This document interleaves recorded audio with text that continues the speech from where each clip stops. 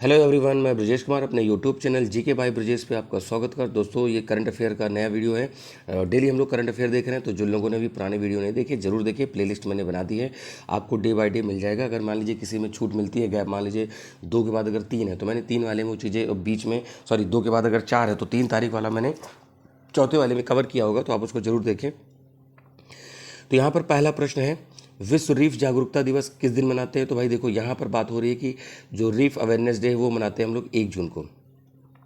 अब coral reef है, इसके महत्व को, कोरल आपने देखा होगा जैसे पानी के अंदर जब आप देखते हैं कोई नीचे जाता है तो उसमें कुछ रंग बिरंगे जीव जंतु मिलते हैं, पेड़ पौधे मिलते हैं, तो वही क्या है, कोरल रीफ है। अब मैं कोरल रीफ के बारे में अगर बताऊं तो इधर बता देता हूं। देखिए, कोरल रीफ हैं वो क्या है कि 25 डिग्री नॉर्थ डिग्री से 25 डिग्री साउथ के बीच में बनेंगे। आप 30 भी कर सकते हैं, ठीक है। और ये केवल सी में बनेंगे। टेम्परेचर इनके लिए चाहिए भाई कितना, 20 से 25 डिग्री का टेम्परेचर चाहिए। और इनको नमक या सैलिनिटी कितनी चाहिए, 25 से 30 पीपीटी चाहिए। आप कहेंगे सर 30 पीपीटी क्या है, पार्ट्स पर 1000 होता है, ठीक है। और ये सी में हाई बायोडाइवर्सिटी के क्षेत्र होते हैं। तो एक एल्गी होता है एक प्रकार का, तो उसमें जो जीव होते हैं वो स्केलेटन, उनके स्केलेटन पर ये कोरल रीफ बनते हैं। जैसे आपने देखा होगा कोरल रीफ, कोरल रीफ क्या है, जैसे अब जो लक्षद्वीप है, लक्षद्वीप क्या है, कोरल आइलैंड है। आपके जो अंगूठी वगैरह में आप देखते होंगे कि आप कुछ पत्थर पहनते हैं, दैट इज़ वो किसी कोरल का ही बना होगा, ठीक है। तो यहाँ पर कोरल रीफ पृथ्वी पर सबसे विविध और मूल्यवान पारिस्थितिक तंत्रों में एक है, जो अनगिनत समुद्री प्रजातियों के लिए आवास प्रदान करते हैं, प्रवाल भित्ति। अच्छा, अब देखिए ये ऑस्ट्रेलिया है, ऑस्ट्रेलिया के इधर ग्रेट बैरियर रीफ पाई जाती है, ग्रेट बैरियर रीफ पाई जाती है ऑस्ट्रेलिया के ईस्टर्न साइड या नॉर्थ ईस्ट साइड पे आप कह सकते हो। विश्व की सबसे लंबी बैरियर रीफ है। अगला है यहाँ पर, देखिए इंग्लिश में भी लिखा है, तो जो हमारे दोस्त लोग इंग्लिश में पढ़ रहे हैं आप उसको यहाँ से नोट कर सकते हैं। अगला है, यहाँ लिखा है कि पचान ग्रुप ने हाल ही में किसे अपना ब्रांड एम्बेसडर नियुक्त किया है? तो अक्षय कुमार, शाहरुख खान, पीवी सिंधु या नीरज चोपड़ा। तो यहाँ पर मुथूट पपाचन की बात हो रही है, तो यहाँ पर शाहरुख खान को किया है, ठीक है। आपने मुथूट फाइनेंस या फिर गोल्ड लोन कुछ ऐसे करके आपने सुना होगा, तो इन्होंने शाहरुख खान को, क्योंकि अब शाहरुख खान हैं, बड़े सेलिब्रिटी हैं, इस वजह से नाम इंपॉर्टेंट हो जाता है, ठीक है। अगला है, निम्न में से फिलीपींस में भारत के नए राजदूत के रूप में किसे नियुक्त किया गया? तो फिलीपींस हर्ष कुमार जैन, रविशंकर या अभिलाष जोशी या फिर दिनकर अस्थाना। तो हर्ष कुमार जैन को, ठीक है, नियुक्त किया गया, ये याद रखिएगा। और इसमें वर्तमान में हर्ष कुमार जैन यूक्रेन में क्या है कि भारतीय राजदूत के रूप में यहाँ पर कार्य कर रहे हैं। अगला प्रश्न है यहाँ पर, एशियाई आर्म रेसलिंग चैंपियनशिप 2024 का आयोजन किस देश में किया गया जिसने भारत में 7 पदक जीते? उज्बेकिस्तान, भारत, जापान या सिंगापुर। तो एशियाई आर्म रेसलिंग में देखिए ये किया गया था, उज्बेकिस्तान में किया गया था, ठीक है। तो 22वीं एशियाई आर्म रेसलिंग चैंपियनशिप का आयोजन 20 मई से लेकर 27 मई 24 तक ताशकंद में किया गया था। 1 स्वर्ण और 6 कांस्य पदक सहित टोटल 7 पदक आए थे। अगला है, हाल ही में किसे इंदिरा गांधी परमाणु अनुसंधान केंद्र IGCAR का निदेशक के रूप में नियुक्त किया गया है? तो रोहित नागपाल, चंद्रशेखर गौरीनाथ करहाडकर या अशोक वर्मा या राकेश तिवारी। तो यहाँ पर हो जाएगा चंद्रशेखर गौरीनाथ करहाडकर। ये क्या किए गए हैं कि IGCAR के निदेशक नियुक्त किए गए। IGCAR का फुल फॉर्म देख लीजिए, इंदिरा गांधी परमाणु अनुसंधान केंद्र की बात हो रही है। अगला है, रिम्पैक्ट 24 नामक अभ्यास का आयोजन किस देश में किया गया? फ्रांस, अमेरिका, भारत या फिर ऑस्ट्रेलिया। तो रिम्पैक्ट 24 की बात हो रही है, तो रिम्पैक्ट 24 अमेरिका के साथ किया गया है। 26 जून से लेकर 2024 जून के बीच में आसपास ये होगा, ये याद रखिएगा, इन फ्यूचर में ये किया जाएगा। तो यहाँ पर इसके लिए रिम्पैक्ट का विषय होगा साझेदार, एकीकृत और तैयार, ठीक है।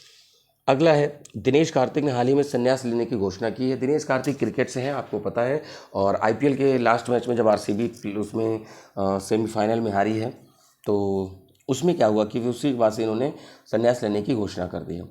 अनुभवी भारतीय विकेटकीपर बल्लेबाज दिनेश कार्तिक ने 1 जून 2024 को क्रिकेट के सभी प्रारूपों से संन्यास ले लिया, ठीक है। 39वें जन्मदिन के अवसर पर दिनेश कार्तिक ने अपने 2 दशक से लंबे करियर पर पूर्ण विराम लगा दिया, ठीक है। तो काफ़ी लगभग 20 साल के आसपास उन्होंने खेला।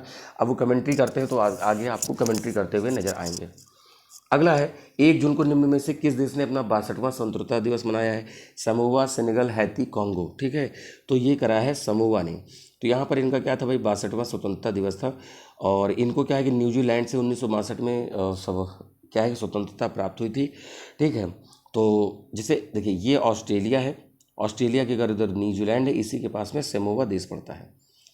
अगला है 2 जून 2014 को तेलंगाना का कौन सा स्थापना दिवस मनाया गया था। देखिए, तो 2 जून 2014 को ये बना था, तेलंगाना बना था आंध्र प्रदेश को काट के, तो ये 10वां बनाया गया था। ठीक है, और उसी समय देखिए हैदराबाद राजधानी थी। अब क्या कि वो 10 साल के लिए बनाई गई थी, अब 10 साल के लिए हट गई, तो अब आंध्र प्रदेश की अमरावती है और एक उनकी और राजधानी है विशाखापट्टनम, और हैदराबाद इस समय वर्तमान में इनकी तेलंगाना की कैपिटल है। याद रखिएगा 2 जून 2014 को ये अलग हुआ था।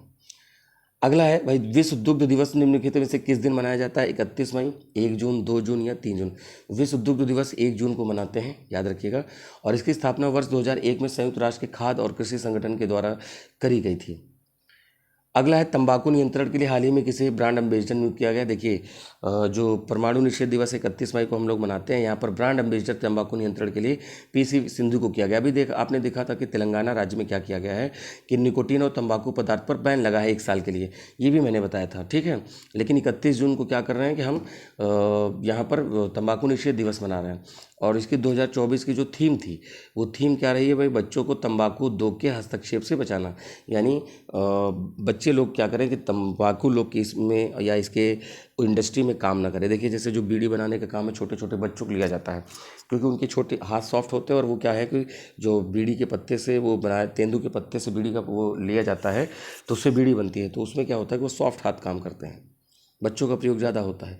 पद्मश्री अवार्ड विजेता मुगनी चरण कुमार कौन थे, जिनका हाल ही में निधन हो गया। पद्मश्री अवार्ड देखिए यहाँ पर गायक, शास्त्रीय नृतक, कठपुतली कलाकार या अभिनेता। तो यहाँ पर क्या थे भाई, कठपुतली कलाकार थे। इनका क्या नाम है भाई, मुगनी चरण कुमार। 88 वर्ष के में थे, उड़ीसा के रहने वाले थे। तो हम लोग क्या है कि भाई बहुत ज़्यादा बॉलीवुड के लोगों को जानते हैं, नेता को जानते हैं, बस हमारे कल्चर, हमारे जो कह सकते हैं कि सांस्कृतिक रूप से जो चीज़ों को आगे बढ़ाते आ रहे हैं, उनके बारे में बहुत लोगों को कम नाम पता होता है। ठीक है, जो 8 क्लासिकल डांस है उनके बारे में हम लोग बहुत कम जानते हैं। तो मैंने स्टैटिक जीएस में उसको कवर करने की कोशिश करी, आप वहाँ पर ज़रूर देखें, जो साथ में चल रही इसकी प्लेलिस्ट आपको दे दी जाएगी। निम्न में से किस दिन अंतर्राष्ट्रीय यौनकर्मी दिवस मनाते हैं।